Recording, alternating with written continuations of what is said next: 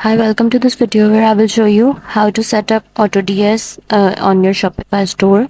So let's get started.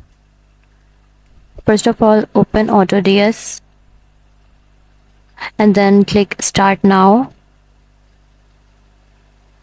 Now write down an email to login, then full name and password.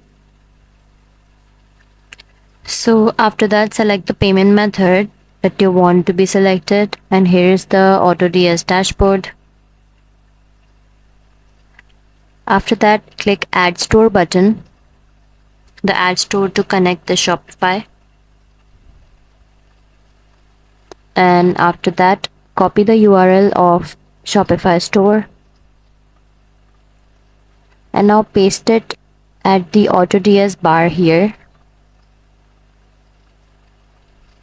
And after pasting it, click on the confirm button.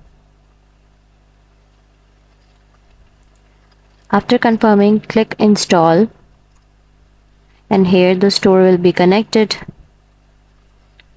So that's how you will set up AutoDS to Shopify. That's all for this video. If you find this video helpful, please like and subscribe to our channel, and thank you for watching.